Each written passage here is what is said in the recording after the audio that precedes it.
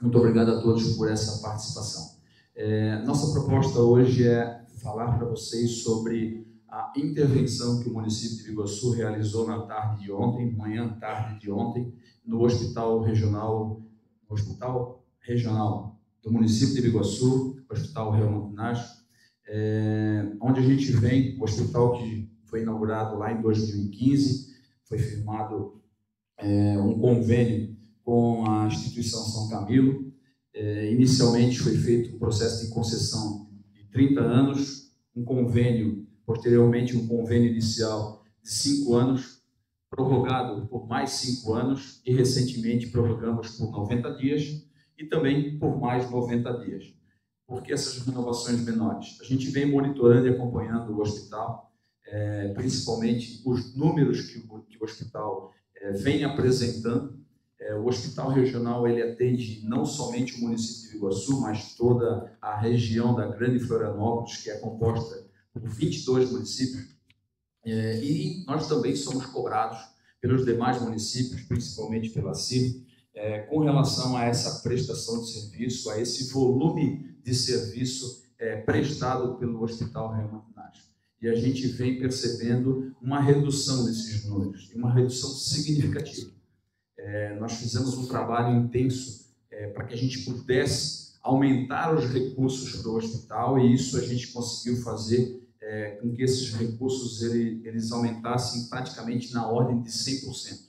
Então, lá em 2015, quando foi assinado o primeiro contrato, o primeiro convênio, o hospital regional recebia um valor, e hoje ele recebe praticamente 100% daquele valor. Porém, os números apresentados e que vão ser apresentados pela Ana Flávia, vão ser corroborados pela Jordana, eles mostram que a produção do Hospital Municipal de Biguaçu ela vem caindo, e isso faz com que o atendimento à nossa população, e principalmente a população da Grande Florianópolis, que são esses 22 municípios, tenham uma dificuldade no seu atendimento. Então, eu vou passar um pouquinho para a Ana Flávia para que ela possa expressar os números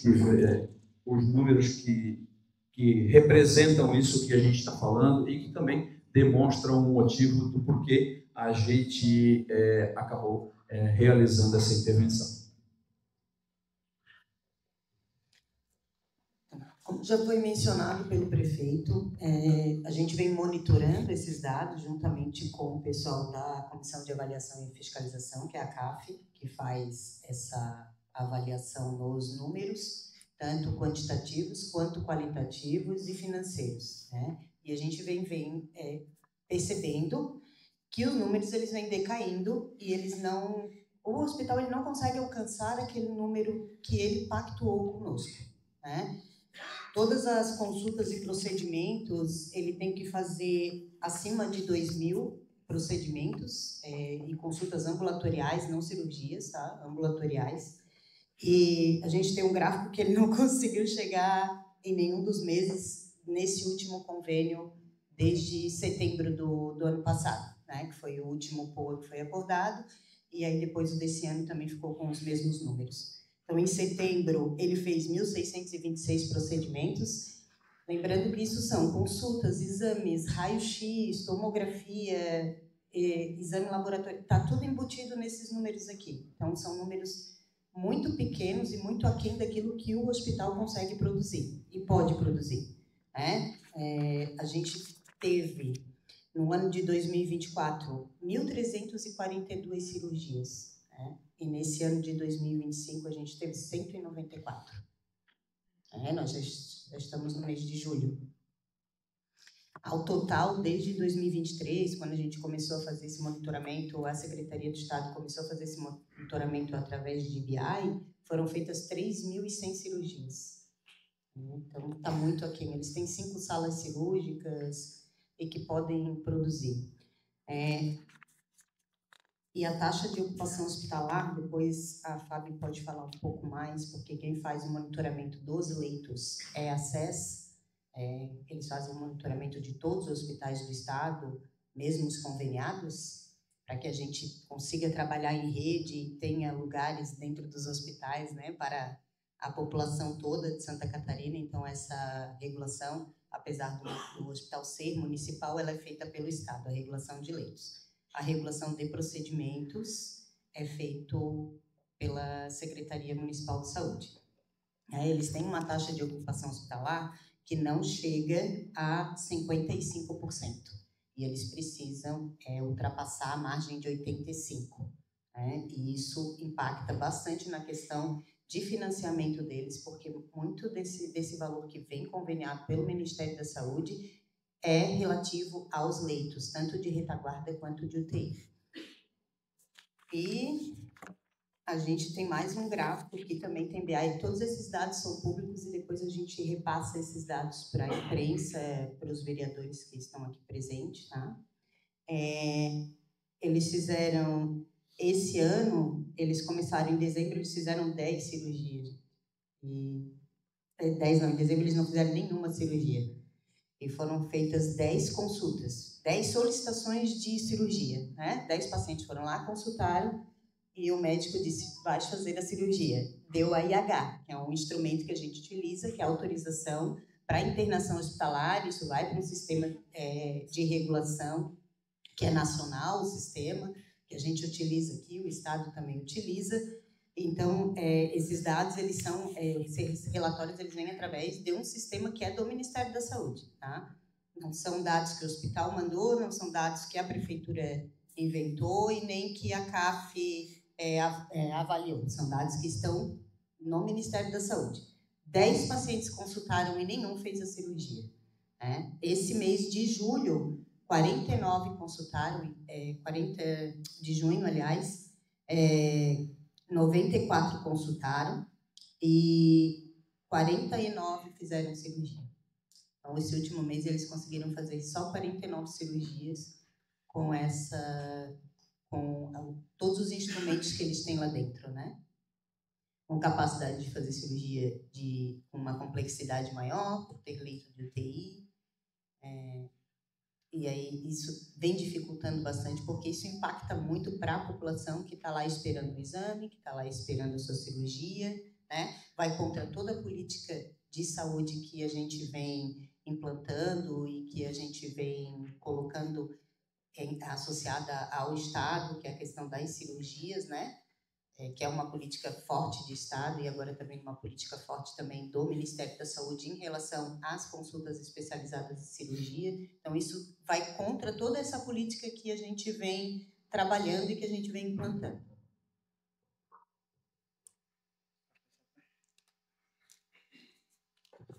Só para a gente reforçar, antes de eu passar para a Jordana, o hospital regional ele foi construído pelo município de Biguaçu. Toda a estrutura que está lá é do município de Biguaçu, faz parte da alta complexidade do município de Biguaçu. Essa construção ela foi em parceria com o governo do estado. Posterior à assinatura dos contratos de concessão e convênio, o município trabalhou para que a gente pudesse lá implantar também a maternidade. Passou mais algum tempo, a gente conseguiu implantar e habilitar uma UTI com 10 leitos adulta. Conseguimos também implantar e habilitar uma UTI neonatal, para que a gente pudesse ter uma complexidade maior dos partos, que a gente atendia inicialmente na maternidade só partos normais, partos com baixa complexidade. Então, tudo que o município pôde fazer durante esse período, mesmo o Estado regulando, todo esse recurso ele passa pelo Fundo Municipal da Saúde. Então, quando a secretária fala da baixa produção, ela impacta nos recursos que o Ministério da Saúde repassam para o município. Por quê? Porque toda essa produção ela faz parte da média e alta complexidade do município de Biguaçu. Então, não adianta nada a gente evoluir com policlínicas, com outras ações, com especialidades, se a gente não conseguir fazer com que o hospital opere na sua totalidade ou muito próximo da sua totalidade, ou seja, acima de 80% e alguma coisa por cento, que foi mencionado pela secretária Ana Flávia.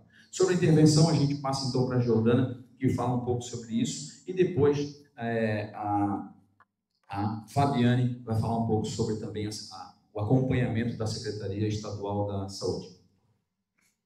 Obrigada, prefeito.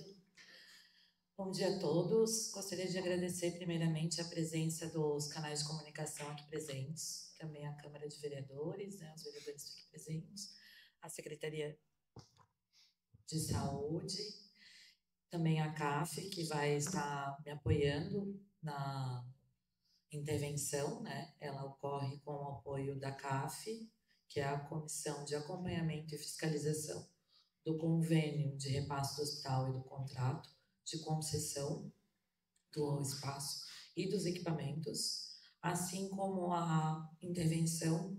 Eu vou ser auxiliada pela Procuradora-Geral, que eu também aproveito a oportunidade para agradecê-la pela presença, e pelo controle interno, né? Aqui representado pelo nosso corregedor. Então, dito isso, eu gostaria de informar que a intervenção, ela vem não para parar nenhuma atividade do hospital, pelo contrário. O objetivo, como vocês viram, os números estão bem abaixo do que a gente espera, ele é para aumentar a produção do hospital. Então, a gente vem fazer essa intervenção para fazer todo o levantamento dos dados do hospital e, paralelamente a isso, aumentar os dados de produção. O hospital não vai fechar as portas e, sim, ele vai passar a atender mais munícipes de toda a região da Grande Florianópolis, ou seja, dos 22 municípios. Apesar de ser um hospital do município de Biguaçu, é importante ressaltar que ele atende 22 municípios. Então, a gente espera conseguir atender, de fato, esses 22, pois com os números apresentados ali pela secretária, a gente consegue demonstrar que ele não vem atendendo a contento essa população, né? E é isso que a gente busca entender. Por quais motivos a produção dele está baixa? Então, essa pergunta é a que vai ser respondida ao longo da intervenção. Tá bom? Obrigada. Em especial do nosso coordenador do colegiado da região da Grande Florianópolis, do Lincoln. O tema do Hospital de Biguaçu, ele vem sendo pautado constantemente nas reuniões técnicas, tanto do colegiado da CIR, quanto dos grupos de atenção às redes de urgência. Fazendo uma contextualização breve em relação ao Hospital Regional de Biguaçu, com a Secretaria de Estado, desde a sua implantação, construção e a vinda de recursos financeiros para essa unidade hospitalar, o Governo do Estado, a Secretaria de Estado da Saúde, ela não mede esforços para que fortaleça cada vez mais as ações, para que amplie o acesso ao atendimento aos usuários do município de Biguaçu e da macro-região da Grande Florianópolis, uma vez que o hospital sendo regional, ele atende, como todos falaram aqui, sendo os 22 municípios. O Hospital de Biguaçu, com a Secretaria de Estado, ele recebe mensalmente R$810 mil só de repasse pelo incentivo da política de valorização dos hospitais, através dos leitos de UTI neonatal, dos leitos de UTI adulto, pela porta de urgência aberta 24 horas e da maternidade obstétrica. Todos esses dados, eles são transparentes, eles estão disponíveis na página da Secretaria de Estado da Saúde, todos os senhores podem acessar. Além desses componentes, via Ministério da Saúde, todos esses leitos, eles são habilitados e qualificados, o que é um plus, que a gente fala, né, na saúde, a área técnica, é um recurso a mais que vem um incentivo para que eles mantenham a qualidade e a oferta do serviço. E todo esse pagamento, ele é feito de forma pré-fixada. Faça chuva ou faça sol, o recurso financeiro vem para o Fundo Municipal para o repasse ao hospital. E o que a gente identifica rotineiramente, quais são os principais desafios que, junto com a intervenção, a gente precisa avançar para que a gente melhore ainda mais a assistência e consiga promover o acesso dos usuários ao serviço de saúde, né? A gente precisa entender que dos 1.684 pacientes que estão na fila de cirurgias eletivas do Hospital Regional de Biguaçu, 97% deles são cirurgias de média complexidade, ou seja, cirurgias de baixo período de internação, de alta resolutividade e que constantemente, consequentemente, vai trazer uma qualidade de vida para o usuário que aguarda aquela cirurgia. 68% desses 1.684 pacientes que aguardam as cirurgias eletivas, eles estão aguardando há mais de 180 dias pela realização do seu procedimento de média complexidade, sendo que a gente consegue fazer a compreensão que o hospital ele possui uma capacidade instalada inclusive para atender serviços de alta complexidade. Recentemente, a Secretaria de Estado fez uma visita técnica também, e isso nos trouxe uma preocupação, e a gente fez os devidos encaminhamentos do SEMP, que é a Comissão Estadual de Monitoramento, Prevenção e Infecções. Ela foi direcionada para o laboratório do hospital, e ali foram feitos mais de 30 apontamentos de não conformidades da realização de serviço e processo de trabalho do laboratório que está dentro do hospital. Procedimentos simples, desde o descarte de material biológico até a gestão interna do hospital, né, que ele deveria permanecer dentro dessa unidade hospitalar. Constantemente, a Central de Regulação de Internação Hospitalar, ela faz o monitoramento de todos esses leitos no qual a Secretaria de Estado faz o pagamento do incentivo financeiro pela política de valorização dos hospitais. E o que a gente observa? Leitos bloqueados, leitos de UTI, que é o mais preocupante de todos, leitos bloqueados por mais de 80 dias. Vocês fazem a compreensão de que um leito de UTI crítico de um paciente que necessita de uma assistência de alta complexidade bloqueado por mais de 80 dias, ele traz um prejuízo para a macro-região, ele traz um prejuízo para aquele paciente que está numa sala vermelha aguardando um leito crítico para que ele possa receber o cuidado devido por um médico intensivista, por uma equipe qualificada, e faça chuva, faça sol, o incentivo financeiro ele é pago. Então, a Secretaria de Estado, como medida de providência adotada, a gente encaminhou o desconto, porque um dos indicadores de qualidade da política de valorização dos hospitais é a abertura desses leitos e o mantimento, né, que ele se mantenha a manutenção dele permanente, aberto, ofertando serviço. Então, foi encaminhado o desconto em relação ao valor do incentivo financeiro encaminhado.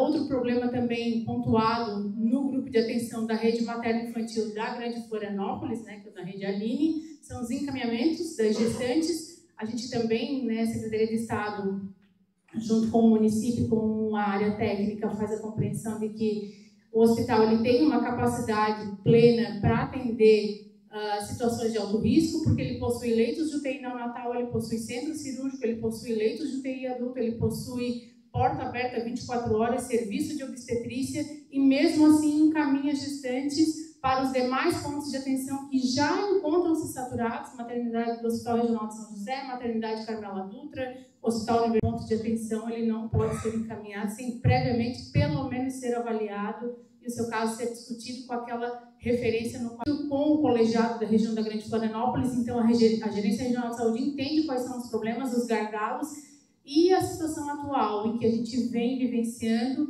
ela faz com que aumente ainda mais a pressão nos pontos de atenção que já estão saturados e que a gente consiga, impacta diretamente na saúde pública da macro-região, na oferta do acesso, no tempo de espera do paciente que precisa buscar um serviço ambulatorial ou que aguarda a sua cirurgia. Lembrando que dos pacientes que aguardam cirurgias eletivas no mapa cirúrgico do Hospital de Biguaçu, mais de 50% deles estão em idade produtiva, ou seja, o paciente está acometido por alguma condição de saúde que necessita de uma intervenção cirúrgica e aí, em algum dado momento, ou ele está afastado das suas atividades laborais, ou ele tem a sua saúde mental, a sua condição biopsicossocial afetada, porque ele aguarda aquele procedimento e isso gera uma ansiedade, e enquanto isso não acontece, vira uma reação em cadeia, né? O paciente começa a adoecer, começa a procurar os outros pontos de atenção e isso vai demandar ainda mais a saúde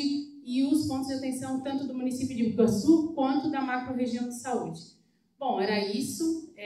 Não sei se falamos agora, posso, né, do plano de trabalho? Então, pensando nisso tudo, não adianta só a Secretaria de Estado da Saúde vir apontar, né, as necessidades, os desafios que a gente precisa avançar. A gente também precisa trazer uma solução para os problemas, né? O secretário Diogo Demarque nos determinou, junto com o governador Jorginho Melo, encurtem as distâncias, trabalhem porque a saúde ela precisa ser levada a sério, os usuários precisam ter o seu acesso garantido.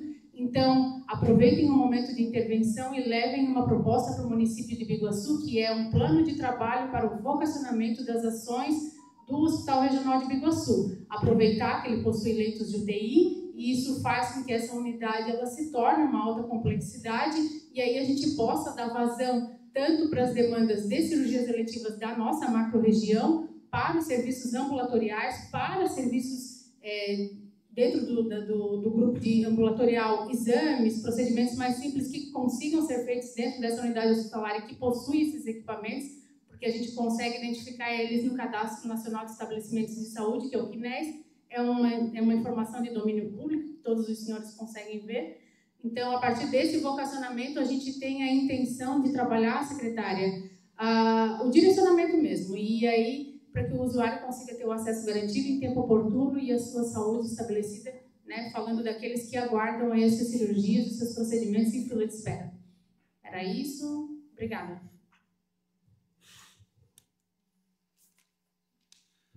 Bom, gente, então, só para reforçar as informações que vêm da Secretaria do Estado, a intervenção no Hospital Regional de Biguaçu, ela está sendo realizada pelo município de Biguaçu, que é o dono, vamos assim dizer, do hospital, mas em parceria também com o governo do Estado, por entendermos que o Hospital Regional de Biguaçu ele pode contribuir muito mais do que ele contribui para a saúde da região da Grande Florianópolis e para o município de Biguaçu principalmente. Essas informações iniciais que a gente passa nessa coletiva, ela vem no sentido de trazer o que a gente vem acompanhando ao longo do tempo, né? E novas informações com certeza serão repassadas e convocada uma nova coletiva de imprensa com dados reais aí sim do trabalho que estará sendo feito no Hospital Regional de Biguaçu. Acredito que nos próximos 15 dias ou 20 dias no máximo a gente deve estar convocando uma nova coletiva de imprensa para que a gente possa estar levando as informações do que a gente identificou e o que realmente está acontecendo dentro do hospital. Só reforçando, a proposta não é que o hospital feche, a proposta não é que a gente pare o atendimento, as pessoas que lá estão internadas, os pacientes que lá estão internados continuarão sendo atendidos, quem está na UTI vamos trabalhar para se recuperar o mais rápido possível, lógico, mas todo o funcionamento continuará acontecendo e a proposta é que a gente entenda o porquê dessa baixa resposta do Hospital Regional de Biguaçu com a saúde pública de Biguaçu e da região da Grande Florianópolis. Obrigado a Fabiane pela participação mais uma vez, obrigado Giordana e Ana Flávia. E agradecemos mais uma vez a todos vocês que estão aqui presentes e estamos à disposição para responder qualquer pergunta que fizer necessário. Um abraço a todos. Só deixa eu alinhar se tem mais um microfone aí para me levar. Então vamos trabalhar com isso.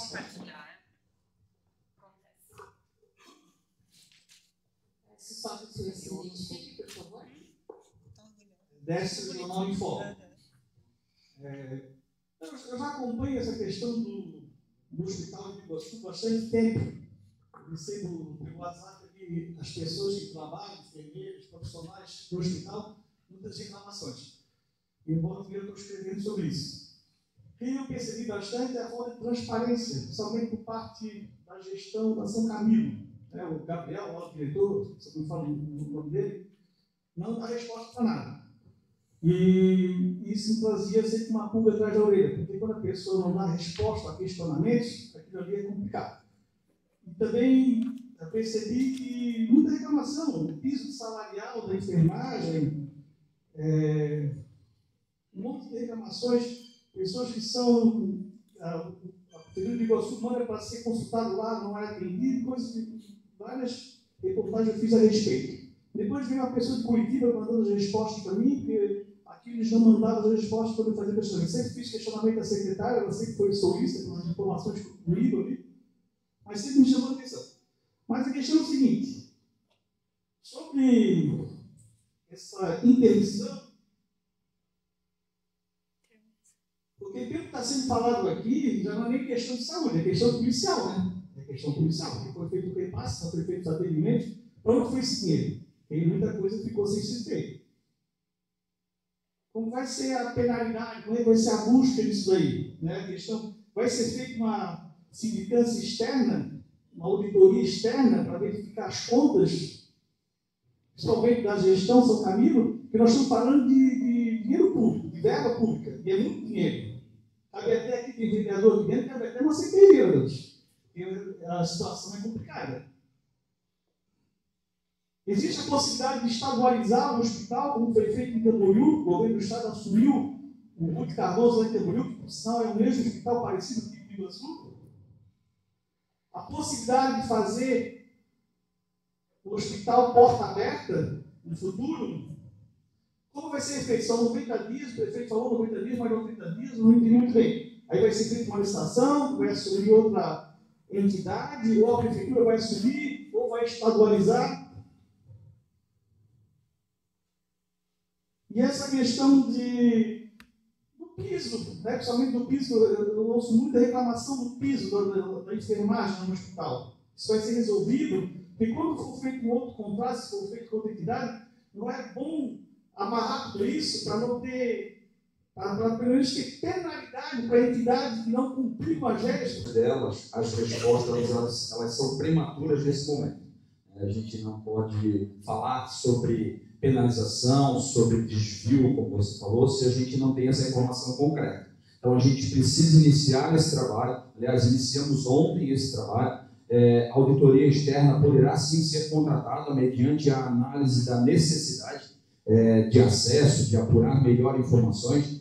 Tudo isso já está no plano da intervenção, mas a gente precisa fazer com que essas informações sejam apuradas primeiro, para que a gente também não seja leviano, né, de passar alguma informação ou falar algo sem a gente ter plena propriedade daquilo que a gente está falando. Então, todas as ações que serão realizadas no hospital, e muitas delas responderão às suas perguntas, elas só poderão ser feitas ao final desse período. O período inicial de intervenção é de 90 dias, podendo ser prorrogado, claro, mas a nossa proposta, a Secretaria Municipal de Saúde, junto com a Secretaria Municipal, junto com a Secretaria Estadual da Saúde, é que em 90 dias a gente consiga ter, sim, um diagnóstico correto e uma decisão. E aí essa decisão pode ser aquela proposta que você falou, de fazer um novo processo para substituir a conveniada. Hoje, não é essa a discussão. A discussão é analisar e entender o que está acontecendo com o hospital, com as contas do hospital, com o atendimento do hospital, com a quantidade de serviços prestados no hospital. Você falou também do Ruth Cardoso. O Hospital de Biguaçu, ele, quando foi construído, ele foi no mesmo segmento, né, no mesmo estilo, no mesmo modelo do Hospital Ruth Cardoso, que teve uma estadualização recentemente. Essa poderá também ser uma possibilidade. Claro, a gente tem que analisar lá no final desse período qual é a intenção do município de Biguaçu e qual é a intenção da Secretaria Estadual de Saúde para que a gente tome essas decisões. Mas muitas dessas respostas só serão, muitas dessas perguntas só serão respondidas ao final do período da intervenção. Algum de vocês quer responder mais alguma coisa? Eu acho que o prefeito falou bem, é isso mesmo, a intervenção ela vai vir para dar essas respostas.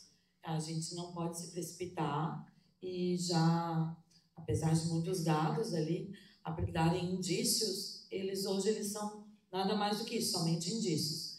Então, vai ser com o trabalho durante a intervenção que serão apurados todos esses fatos. Muito obrigada. A questão do piso de enfermagem, existe todo um discurso deturpado que é passado para os servidores, né?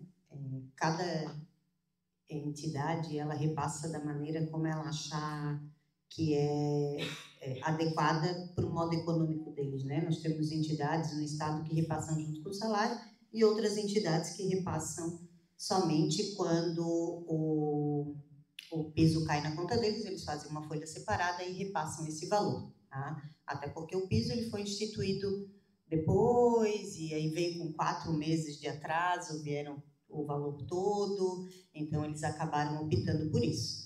O hospital ele faz um discurso errôneo sobre o piso, porque o piso ele vem com um delay de 60 dias. Tá? A gente recebe o piso referente ao mês anterior, né? Então, lá entre o dia 1º e o dia 5, cai na nossa conta um valor referente ao mês anterior, e nós temos 30 dias para apurar aquele valor e fazer o contraponto com quem está trabalhando, para ver o que realmente é devido e quem tem aquele direito. Então, a gente recebe uma planilha do Ministério da Saúde, através de um sistema que chama InvestiSUS, e recebe uma outra planilha das entidades que têm os profissionais de enfermagem e que atendem mais de 60% do SUS, tá? Porque só a faz o direito, o hospital ou o pronto atendimento que atende mais de 60% do SUS.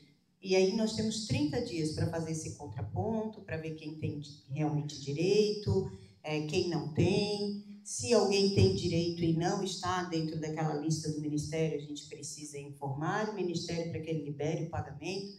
Então, o piso de maio já foi depositado para o hospital e agora a gente está na conferência do piso de junho e nós temos até o dia 30 de julho para depositar esse dinheiro. Isso é o que diz a portaria.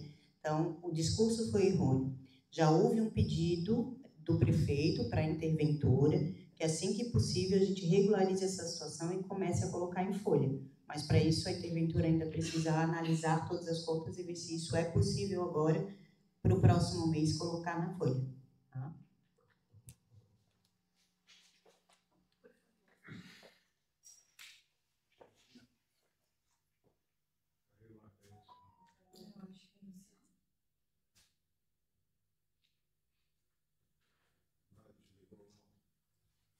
Aqui.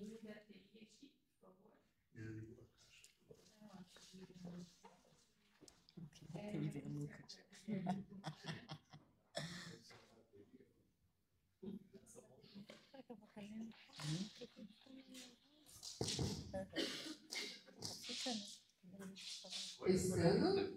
Deu certo. Muito obrigada. Bom dia.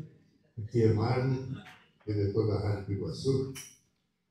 A minha pergunta é em relação ao que eles alegam para não cumprir as metas que a Secretaria determina. Um mês dá um tanto, no outro mês dá menos tanto. Eles têm alguma alegação? Por que essa dificuldade? Se é incompetência, se é algum problema de ingerência, alguma coisa? E também uma segunda pergunta. Vai haver demissões, vai haver admissões?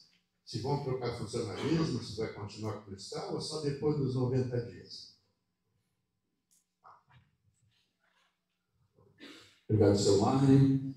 Com relação a demissões, também é prematuro a gente responder agora. A gente entrou ontem à tarde, né? Acho que foi ontem à tarde, ontem de manhã.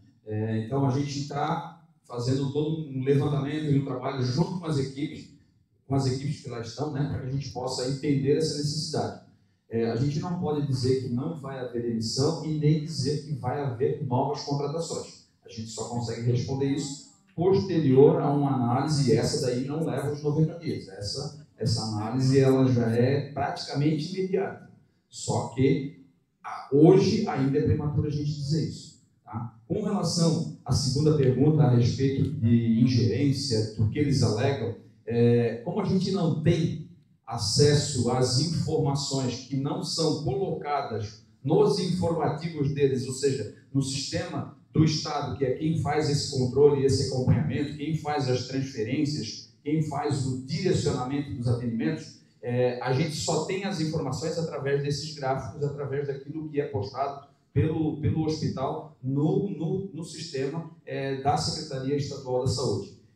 As informações que a gente pede através da CAF, elas vêm no sentido de tentar fazer com que essas informações sejam respondidas de uma maneira mais clara, mas não necessariamente ela chega de uma maneira mais clara. Por isso, depois de muita insistência, de muita cobrança, de muito pedir, de muito questionar o motivo pelos problemas que vêm acontecendo com relação à produção do hospital, e eu quero ressaltar que o nosso hospital, para quem não conhece, deveria conhecer, o hospital é maravilhoso. Se você entrar no hospital, você vai ficar impressionado. Quem passa, de repente, não percebe isso, mas quem entra no hospital, ele é um hospital maravilhoso, tem uma estrutura muito boa. Então, não existe um motivo para que a gente não tenha essa produção, até porque a produção, me corrija se eu estiver errado, Fabiane, essa produção faz com que o hospital receba ainda mais recursos, Sim. Porque além de todos os recursos que são fixados, os recursos que ele vem, independente de produzir ou não, ainda vem os recursos que são resultados da produção do hospital, seja na maternidade, seja nas consultas, seja nas cirurgias. Então, tudo isso colabora para que o hospital receba ainda mais. Mesmo a gente conseguindo fazer com que esses novos convênios que foram assinados com o governo do Estado, com a habilitação dos leitos de UTI, aumentassem os valores de repasse mensal para o hospital, além desses valores mensais, isso praticamente dobrou o valor mensal. E, gente, eu não estou falando de qualquer valor, não. Eu estou falando de aproximadamente 3 milhões de reais que são repassados mensalmente, praticamente todo ele de forma fixa. Além desses, a produção faz com que ele receba ainda mais por aquilo que ele produziu. E é essa dificuldade que, se a gente olhasse só pelo recurso financeiro, o Estado estaria dizendo: que bom, estou economizando. Mas a preocupação é com a saúde das pessoas, a preocupação é com a falta de leitos, que principalmente nesse período, né, em que os leitos de UTI estão todos lotados em função da SRAG, síndrome respiratória. Da síndrome respiratória, a gente tem leito desocupado. E pior, a gente tem leito desocupado e que não está lá liberado para que o hospital transfira, para que a Secretaria do Estado transfira, que é os leitos bloqueados que ela mencionou. Então não tem lógica. Mas para isso a gente precisa entender melhor, conhecer um pouco mais, para poder falar com mais propriedade. Mais alguém comigo? Então, sem mais delongas, a gente vai para a última pergunta, que é do senhor, e logo depois eles estão disponíveis para entrevistas, caso necessário. Olá, Johnny, do Portal de Notícias do Catarinense. Eu queria saber o seguinte: o Décio fez um questionamento, praticamente abarcou quase todas as perguntas, parabéns. O meu amigo da Rádio Pegasus também fez uma pergunta bem específica, mas ficou faltando um dado que eu acho, né? A necessidade de uma explanação da administração municipal, de mostrar para a gente qual foi o principal motivo, né, da intervenção. Porque houve o decréscimo, lógico, está nos números, mas por trás desse decréscimo tem uma razão, tem um porquê. Como vocês estão dizendo, é cedo dizer, apontar, qualificar, especificar, mas eu acredito o seguinte, que exista, né, um motivo bem especial, bem específico, para que a administração municipal tenha levado a efeito esse ato de intervenção. Não é uma coisa tão simples.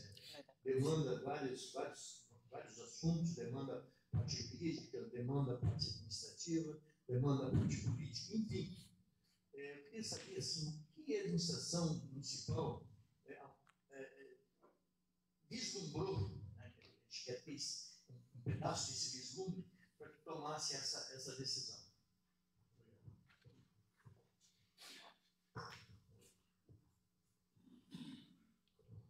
Obrigado, professor Johnny. Deixa que essa eu respondo de novo também. Professor Johnny, vamos lá. O senhor sabe que eu vou com cargo político. E cargo político, tirando o crachá, eu vou dizer para você que eu jamais faria o que eu estou fazendo.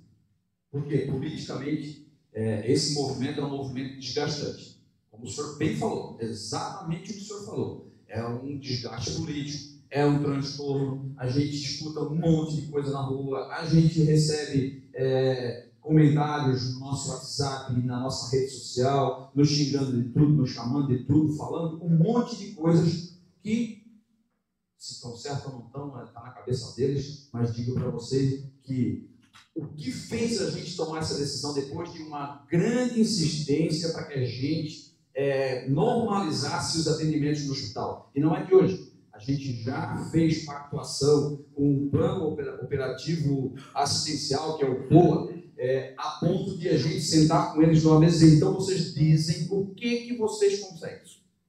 Diferente daquilo que foi pactuado lá atrás, há 15 anos atrás, 15 não, 10, né? 10. Há 10 anos atrás, aonde esse plano foi construído, foi colocado à disposição das empresas que participaram do certame, e a São Camilo foi a instituição que venceu, né, aquele processo licitatório e assumiu a gestão do Hospital do Iguaçu. Lá, esse plano operativo, e na época a Jordana fazia parte desse movimento também, pela Prefeitura Municipal de Iguaçu. A Giordana, ela é servidora efetiva do município de Iguaçu desde... Eu passei no concurso em 2007. 2007. Então, ela participou desse processo, e lá esse plano operativo foi escrito pela equipe, inclusive o secretário, hoje o secretário Diogo Demarque, fazia parte dessa equipe também. O secretário Diogo era servidor efetivo do município de Iguaçu à época, e essa equipe escreveu esse plano operativo. Ou seja, lá diz o que precisa ser feito na quantidade que precisa ser feito. Várias discussões vêm ocorrendo já há alguns anos sobre esse plano operativo, sobre a capacidade do hospital atender esse plano operativo. E como a gente não conseguiu chegar a um modelo em que o hospital se comprometesse com algo que fosse validado e aprovado pela Secretaria Municipal de Saúde e pela Secretaria Estadual da Saúde, não existiu outra saída a não ser tomar essa decisão. É uma decisão tranquila? Não. Uma decisão horrível? Mas, infelizmente, nós fomos obrigados a fazer isso para entender o que lá está acontecendo. Pode ser que a gente chegue no final desse período à conclusão que o hospital só consegue aqui no mesmo. Aí a gente precisa sentar com a Secretaria Estadual da Saúde, a gente precisa sentar com o Ministério da Saúde para repactuar esse processo todo.